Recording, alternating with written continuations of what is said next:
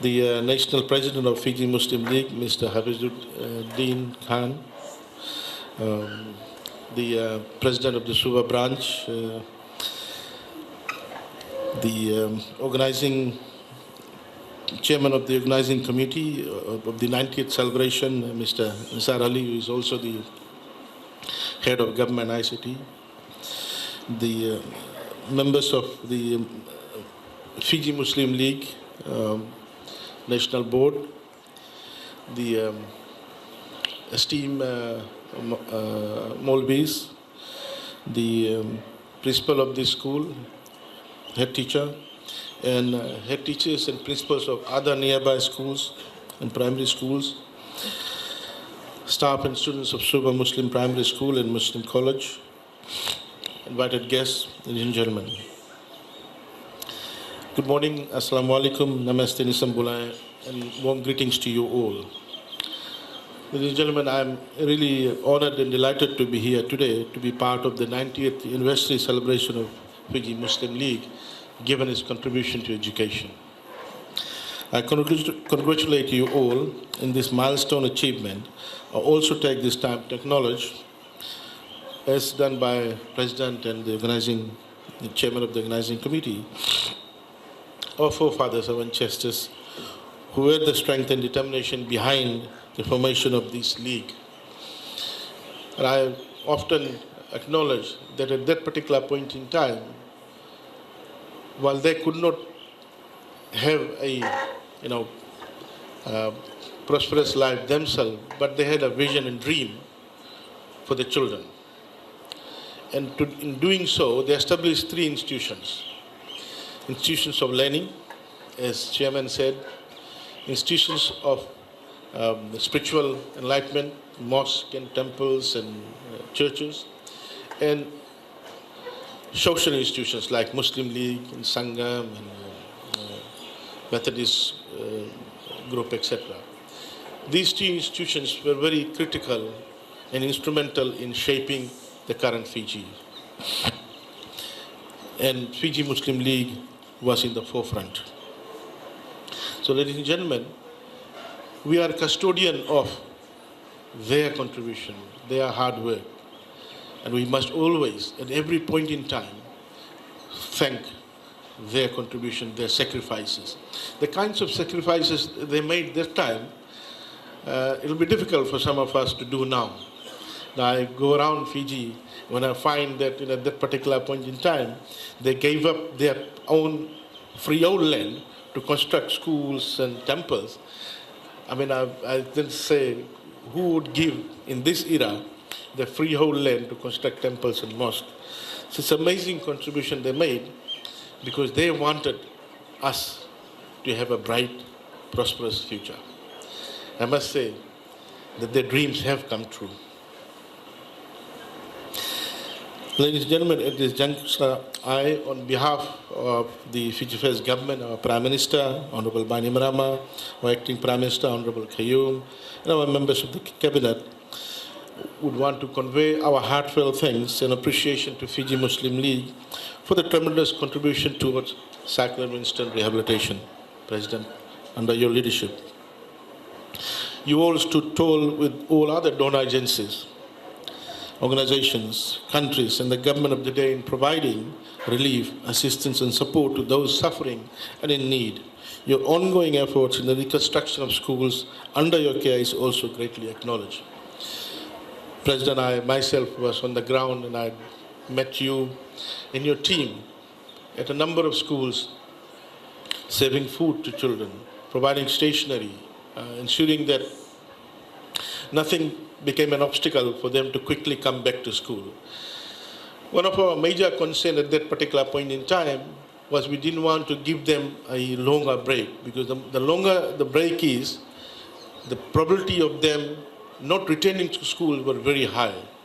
And that's why we wanted, in fact, it was the Prime Minister who said, get them back to school immediately, do whatever. And we alone couldn't have done that. No way. We're very lucky that your organization, other faith-based groups came on quickly and started looking after their schools so that we could then look after the remaining schools and the public schools. So amazing support. In fact, the head of UNICEF for the Pacific region, she just retired. She said that she has worked in a number of countries and never ever she has come across a country struck by a natural disaster, bounced back so quickly, and never ever she saw schools started so quickly, just within 2 weeks' time. And I said to her, the trick was that we worked with the owners of the school and a unique model we have here. Ladies and gentlemen, the esteemed Fiji Muslim League was established in 1926, has greatly flourished over the years and has contributed enormously, not only towards education, but to the entire Fijian economy. And all of us could count the notable contribution of leaders from the Muslim community who has contributed to Fiji's social, economic, and political development. The contribution of the society towards education sector is particularly immense. The Fiji Muslim League currently manages 17 primary schools, 5 colleges, 2 hostels, and this is testimony of the organization's continued commitment towards education.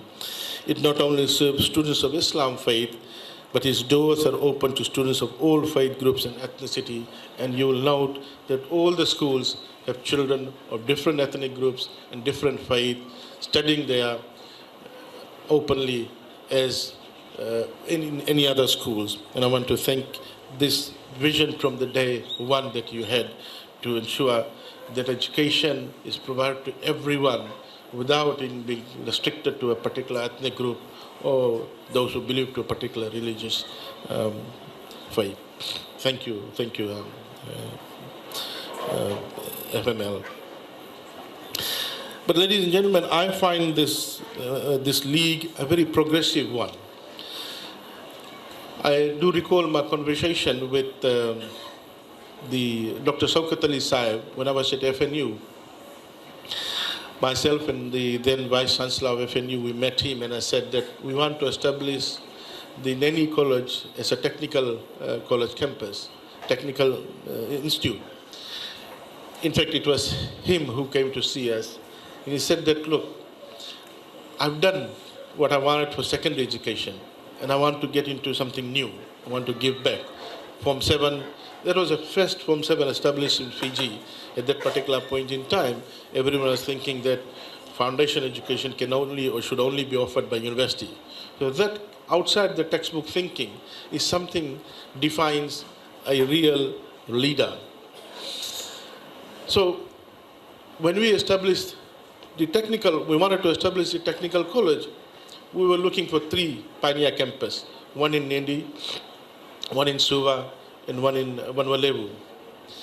The first one who agreed with us was Dr. Shaukat Ali Sahib, to give up his entire infrastructure. My feeling is that's the largest infrastructure amongst our school system that we have. He gave it to us, saying, take it and provide tertiary education, technical education to children, to all children, whoever wants to come and study. Ladies and gentlemen, we then got one in Suva, and we was looking for one in Lambasa. Then we were negotiating with Nanduna, the Vanwalevu Arya Samaj community, to have that school. And in the last minute, when we went to sign the MOU, they decided to backtrack. And the Lambasa Muslim community called me and said, we're happy to give you Lambasa Primary. That call got those guys immediately on board saying, no, take Nandana school, we want to give it. That was a magic call. Ladies and gentlemen, that was the beginning of the technical college. We now have 12 campuses throughout Fiji. And the Dr. Shaukat Ali Sahib campus, the Nambua Sanatan campus, and the Arya Samaj campus becomes the foundation model campus for entire technical college campuses in Fiji. We also have your community giving the school in Nassori for iCampus in Nassori, which is also one of the very good facility out there.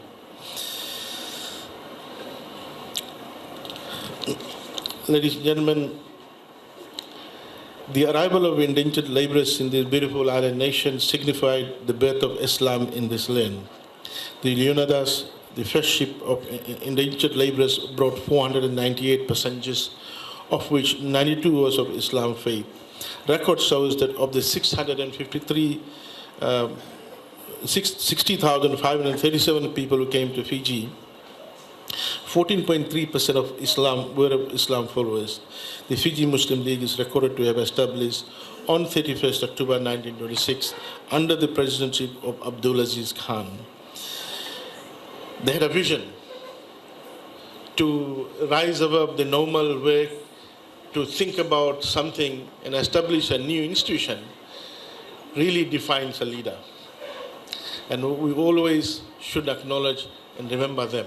And I've said to all head teachers and principals, I said you should dedicate half day every year to invite management of the school, acknowledge them formally, acknowledge the forefathers who constructed that school, and give out that particular story so that the children should know the sacrifices that our children have made. And I've said this in Reykjavik when some management told me that the head teacher is not working with them, head teacher is not inviting them to functions.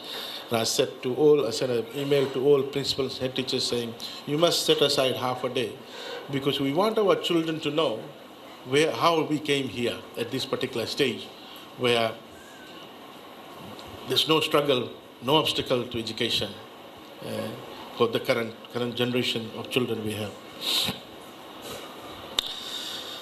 The Fiji Muslim League, after its establishment, expanded successfully and today proudly looks after masjids, educational institutions, including primary schools and secondary schools, and a tertiary institution, hostel for poor children, Fiji Muslim Women's League, the Welfare Housing Scheme, Fiji Muslim Youth Movement, Islamic training centers, and other religious charitable sub-organizations, including the Technical Training Center in Makwe.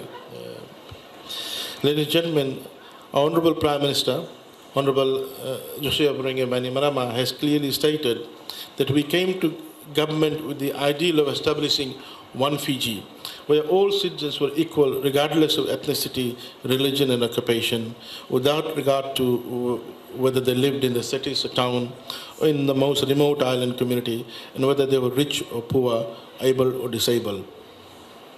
Ladies and gentlemen, we have seen over the last 4 decades instability in the country contributed towards people segregating the community based on ethnicity, on religious line. This was the first Prime Minister, Honorable Bainimarama, to stand up and say that we need to get our foundation right. We need to first say that all of us who are born here are Fijians. No other leader had the courage and guts at the eve of the election to stand up and say, we all are Fijians. All along, leaders have been utilizing ethnicity and religious beliefs to segregate communities at the eve of the election, to get votes and get elected. Ladies and gentlemen, our Prime Minister has locked this ideology up of one Fiji, one nation, one destiny in the 2013 Constitution. We need to ensure that the current crop of children we have amongst us, the 226,000 students in our primary and secondary schools, are inculcated with this ideology of one Fiji, one nation, one destiny. If we want to contribute towards a stable, prosperous and peaceful Fiji. Ethnic solidarity is the one and only way forward for peace and prosperity, and the government of the day is fully committed towards ensuring that we uproot any deeply rooted hatred, name-calling, stereotypes, discrimination and injustice which has divided us in the past. It is for this reason that you would have noted that we are taking a very strong position in Parliament, because we note that Parliament is the highest body with people called honourable to set the right model for the entire country.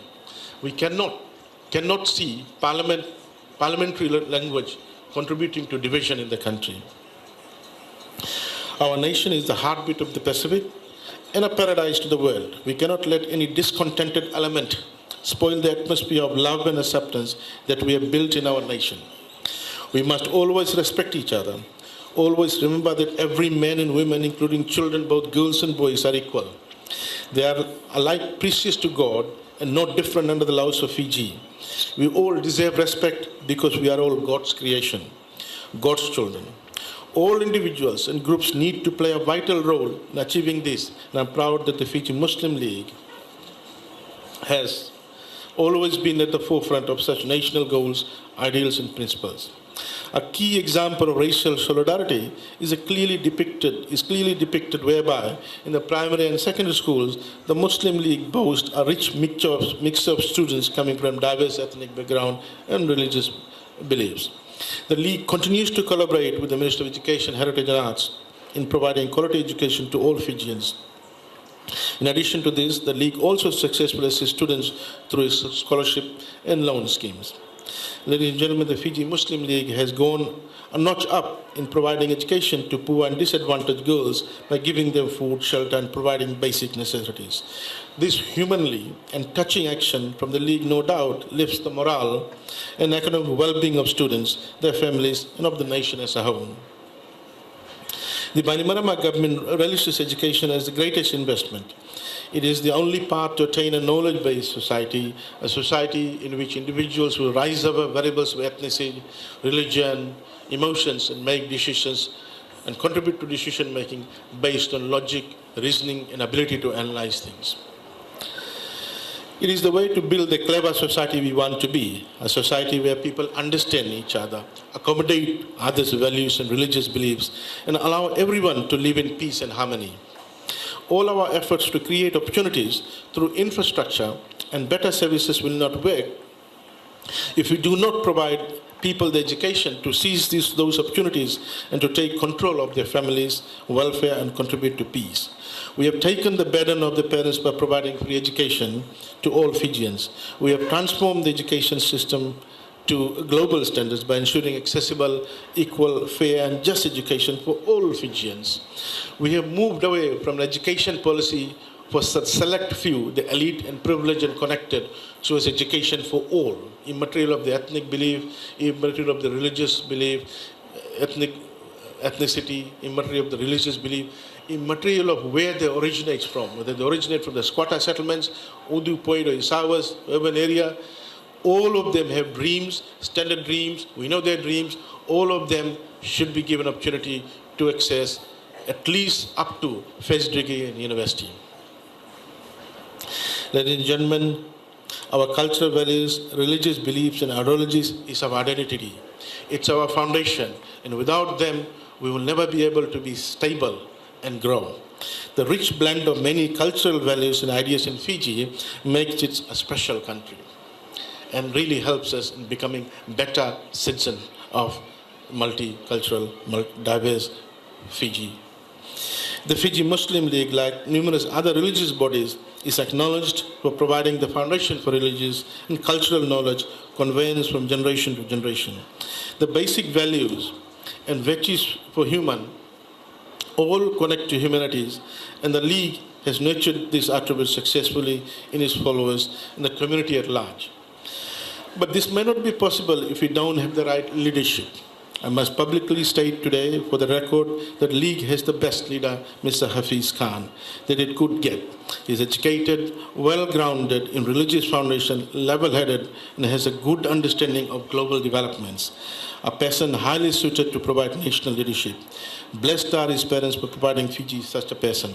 I'm honored to work with him as we work towards delivering our education dream. Ladies and gentlemen, I once again congratulate Fiji Muslim League on the anniversary celebrations. You all deserve this, and the Fijian government is proud to be connected with such an esteemed organization. I wish you great joy in your rivalries and great success for all your future aspirations and plans. Thank you. Nakan Dhanyawad.